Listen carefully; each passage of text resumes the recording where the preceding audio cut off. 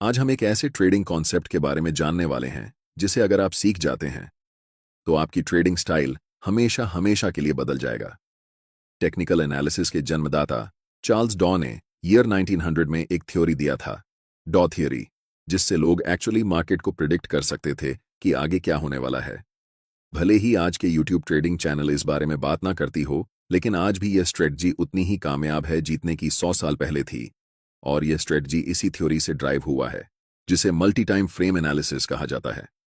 इस वीडियो में मैं आपको समझाऊंगा कि कैसे आप हायर टाइम फ्रेम से लेकर लोअर टाइम फ्रेम तक चार्ट्स का एनालिसिस कर सकते हैं और अपने ट्रेडिंग डिसीजन को बेहतर बना सकते हैं। तो सबसे पहले समझते हैं कि मल्टी टाइम फ्रेम एनालिसिस होता क्या है। यह एनालिसिस का एक तरीका है जिसमें आप पहले हायर टाइम फ्रेम का एनालिसिस करते हैं और फिर धीरे धीरे लोअर टाइम फ्रेम तक आते हैं।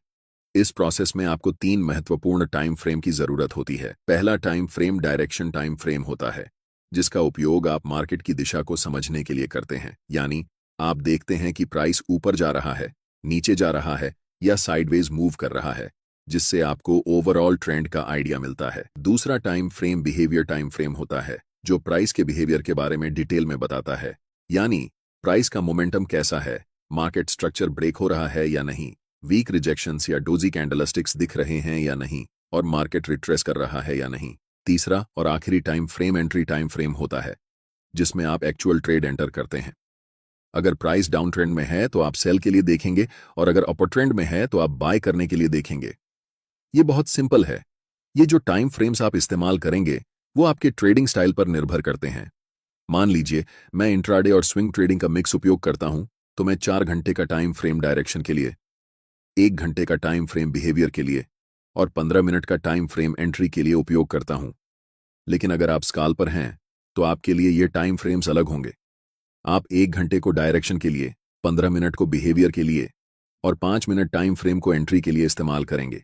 इसलिए टाइम फ्रेम पूरी तरह से आपके ट्रेडिंग स्टाइल पर निर्भर करता है, लेकिन मैंने एग्जाम्पल देकर समझा दिया है, जिससे आप अपने ट्रेडिंग स्टाइल के हिसाब से सही टाइम फ्रेम चुन सकते हैं। मल्टी टाइम फ्रेम एनालिसिस को शुरू करते हैं, जिसमें हम सबसे पहले 4 घंटे के टाइम फ्रेम को चुनेंगे, ताकि हमें पता चल सके कि मार्केट इस समय किस दिशा में है। 4 घंटे का टाइम फ्रेम चुनने का सबसे बड़ा कारण यह है कि यह हमें मार्केट का पूरा स्ट्रक्चर बता देता है कि अभी मार्केट किस दिशा में है। अगर हम 15 मिनट का चार्ट इस्तेमाल करते तो हमें स्पष्ट दिशा का पता नहीं चलता, क्योंकि प्राइस ऊपर नीचे कर रही होती है। इसलिए दिशा को समझने के लिए हमेशा बड़े टाइम फ्रेम पर जाना बेहतर रहता है। आप में से ज्यादातर लोग इस चार्ट को देखकर कंफ्यूज हो सकते हैं कि यहां प्राइस क्या कर रही है और हमें कैसे ट्रेड लेना चाहिए, बाय करना है या सेल करना है, या फिर अभी ट्रेड नहीं करना है। लेकिन यह गलत तरीका है चार्ट्स को देखने का, क्योंकि हम एक इंट्राडे या स्विंग ट्रेडर हैं। हमें बहुत पुराने चार्ट्स को नहीं देखना चाहिए। हमें यह ऑब्जर्व करना है कि हाल के समय में मार्केट की प्राइस कैसे बिहेव कर रही है। अगर हम ऐसा करने लगें तो हमारे चार्ट्स पर बहुत सारे सपोर्ट और रेजिस्टेंस लाइंस बन जाएंगी, जिससे आपका चार्ट बहुत जटिल हो जाएगा और आप ट्रेडिंग डिसीजन नहीं ले पाएंगे। सोचिए, अगर आपके चार्ट्स पर इतनी सारी लाइंस हों तो आप कैसे समझेंगे कि इस समय प्राइस क्या कर रही है। 4 घंटे के टाइम फ्रेम में हमारा चार्ट बिल्कुल स्ट्रॉन्ग अपर ट्रेंड में दिखाई दे रहा है और इस समय प्राइस कंसोलिडेशन कर रही है। इस कंसोलिडेशन जोन का सबसे पहले हम हाई मार्क करेंगे और फिर कंसोलिडेशन जोन का लो मार्क करेंगे।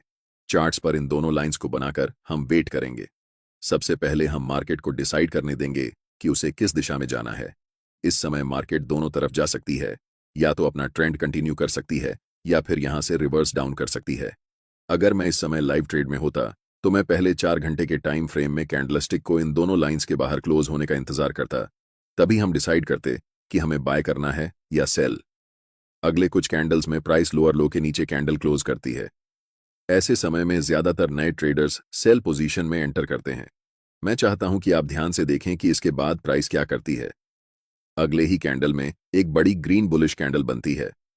अब जो मैं आपको बताने वाला हूं उसे ध्यान से सुने, क्योंकि ये चीज आपकी ट्रेडिंग स्टाइल को हमेशा के लिए बदल सकती है। मैं आपको एक सीक्रेट टिप दे रहा हूं, बिल्कुल फ्री में। अभी चार्ट्स 4 घंटे के टाइम फ्रेम में हैं और हम देख सकते हैं कि ये एक स्ट्रॉन्ग अप ट्रेंड है। लेकिन जैसे ही हम चार्ट्स को 1 घंटे के टाइम फ्रेम में बदलते हैं तो हमें दिखता है कि प्राइस धीरे धीरे नीचे की तरफ जा रही है। और जब हम 1 घंटे के टाइम फ्रेम को 15 मिनट के टाइम फ्रेम में बदलते हैं तब हमें चार्ट्स पर एक स्ट्रॉन्ग डाउन ट्रेंड दिखता है। ये बात आपको कंफ्यूज कर सकती है कि 4 घंटे के टाइम फ्रेम पर प्राइस अप ट्रेंड दिखा रही है, लेकिन 1 घंटे और 15 मिनट के टाइम फ्रेम में प्राइस डाउन ट्रेंड शो कर रही है। ऐसा क्यों हो रहा है, इसे समझिए। जब प्राइस 4 घंटे के टाइम फ्रेम में थी, तो लास्ट कुछ कैंडल्स में प्राइस रिट्रेसमेंट या पुलबैक ले रही थी। इसी पुलबैक को छोटे टाइम फ्रेम में देखने पर यह हमें डाउन ट्रेंड जैसा दिखाई देता है। एक बात हमेशा याद रखें, हायर टाइम फ्रेम हमेशा छोटे टाइम फ्रेम के ट्रेंड से ज्यादा मजबूत होता है। इस सिचुएशन में 4 घंटे का टाइम फ्रेम 3 घंटे के टाइम फ्रेम से और 15 मिनट के टाइम फ्रेम से भी ज्यादा स्ट्रांग होगा, और 1 घंटे का टाइम फ्रेम 15 मिनट के टाइम फ्रेम से स्ट्रॉन्गर होगा। इसीलिए हम ट्रेड भी उसी डायरेक्शन में लेंगे जिसमें बड़े टाइम फ्रेम का ट्रेंड चल रहा हो। चूंकि 4 घंटे के टाइम फ्रेम का ट्रेंड अप ट्रेंड है, इसलिए हम बाय पोजीशन बनाने वाले हैं। अभी चार्ट्स 15 मिनट के टाइम फ्रेम में हैं और इस चार्ट्स में हमें तुरंत बाय ट्रेड में एंट्री नहीं करनी है, क्योंकि प्राइस का मोमेंटम अभी भी डाउन साइड की तरफ ही है। पहले हम वेट करेंगे कि प्राइस 15 मिनट के टाइम फ्रेम में बियरिश से बुलिश ट्रेंड में शिफ्ट हो जाए, तभी हम बाय पोजीशन में एंट्री करेंगे। अभी तक प्राइस हमें कोई सिग्नल नहीं दे रही है कि वह बुलिश होने वाली है, इसलिए हम अभी भी इंतजार करेंगे। प्राइस इस लेवल को रीटेस्ट करने आती है, लेकिन पूरी तरह से ब्रेक नहीं कर पाती और फिर से नीचे चली जाती है। ऐसा दोबारा होता है, जिससे हमें पता चलता है कि अभी प्राइस साइडवेज हो चुकी है। इस समय बाय पोजीशन में एंट्री करने के लिए यह जरूरी है कि प्राइस इस लेवल के ऊपर क्लोज होकर अप ट्रेंड का स्ट्रक्चर बनाए।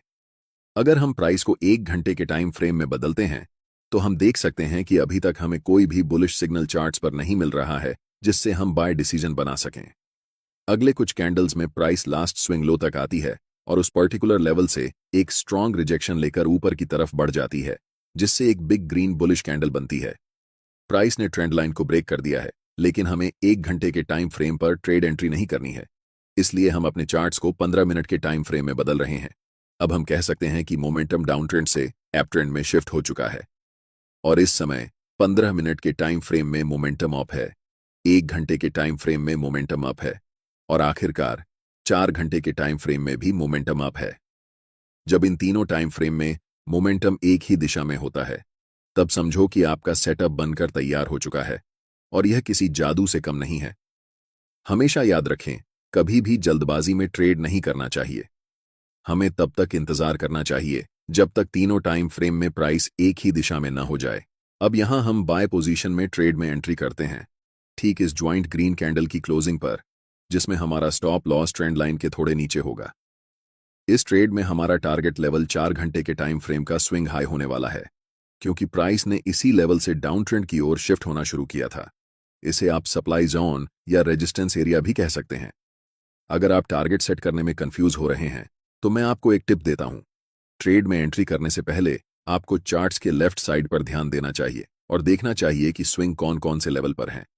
जैसे कि लास्ट टाइम ये एक स्विंग हाई है और इससे पहले ये एक स्विंग हाई है, तो हम इस समय 2 टारगेट रख सकते हैं। लेकिन क्योंकि बड़े टाइम फ्रेम में ट्रेंड स्ट्रांग है, इसलिए स्विंग हाई को टारगेट रखना ज्यादा सही रहेगा। और देखो, प्राइस बिना समय बर्बाद किए ऊपर चला गया। अब मैं आपको एक और तरीका बताता हूं कि कैसे इस ट्रेड में एंट्री करनी है। टाइम फ्रेम को 15 मिनट से 1 घंटे में शिफ्ट करते हैं। अब प्राइस अपने हाई के आसपास है और अगर आप यहां बाय पोजीशन में ट्रेड एंट्री करते हैं, तो आपका स्टॉप लॉस काफी नीचे होना पड़ेगा, जिससे आपका रिस्क रिवॉर्ड रेशियो खराब हो जाएगा। इसलिए हमें तुरंत ट्रेड में एंट्री नहीं करनी है, बल्कि प्राइस को पहले रिट्रेस होने देना चाहिए इस लेवल तक। प्राइस रेड कैंडल बनाते हुए नीचे आती है और इस लेवल को टच करती है, लेकिन आप तुरंत यहां पर एंट्री नहीं ले सकते। अगर आप यहां एंट्री लेते हैं, तो आप बस अनुमान लगा रहे हैं कि प्राइस ऊपर जाएगा, लेकिन प्राइस बहुत अनिश्चित होता है। चाहे कितना भी महत्वपूर्ण लेवल क्यों ना हो, वह कभी भी ब्रेक हो सकता है या फिर उस लेवल को रिस्पेक्ट नहीं कर सकता है।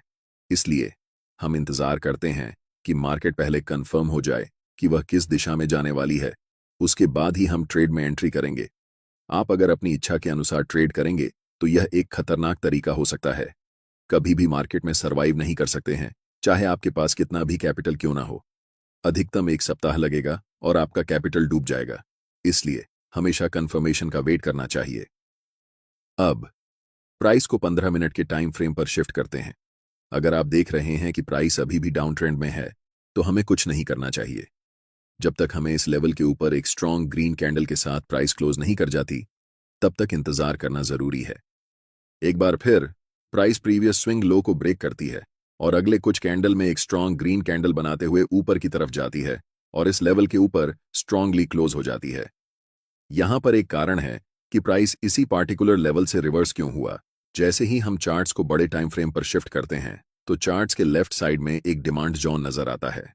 हम यहां सप्लाई और डिमांड जोन कैसे ड्रॉ करते हैं इस पर चर्चा नहीं करेंगे क्योंकि मैंने इस टॉपिक पर पहले ही एक डिटेल वीडियो बना दिया है। आप चैनल पर जाकर वह वीडियो देख सकते हैं। मैं चाहता हूं कि आप इस स्थिति को ध्यान से देखें और इसे उस वीडियो से लिंक कर पाएं जो मैंने पहले बनाया है। अब हमारे पास 3 कंफर्मेशन है। फर्स्ट, 15 मिनट के टाइम फ्रेम में ट्रेंड अप है। सेकंड, 1 घंटे के टाइम फ्रेम में ट्रेंड अप है। और थर्ड, 4 घंटे के टाइम फ्रेम में भी प्राइस अप है। हम जानते हैं कि यह सेटअप हमारे लिए एक जादू की तरह काम करता है। इस कैंडल की क्लोजिंग पर हम बाय ट्रेड में एंट्री करेंगे जिसमें हमारा स्टॉप लॉस कैंडल के लो के पास होगा और take profit next swing high पर होगा। अगर हम बड़े टाइम फ्रेम पर देखें तो ये हमारा 1 के लेवल है जहां तक प्राइस जा सकती है। आप देख सकते हैं कि प्राइस वैसा ही करता है, धीरे धीरे मार्केट स्ट्रक्चर बनाते हुए ऊपर की तरफ उस लेवल को टच करती है जिससे हमारा टारगेट हिट हो जाता है और हम प्रॉफिट बुक कर लेते हैं। यह ट्रेडिंग स्ट्रेटेजी मेरे लिए सबसे अच्छा काम करती है क्योंकि मैं एक इंट्राडे के साथ साथ स्विंग ट्रेडर भी हूं। लेकिन जब आप इस स्ट्रेटेजी को उपयोग में लाएंगे तो अपने ट्रेडिंग स्टाइल के अनुसार टाइम फ्रेम को चेंज कर सकते हैं।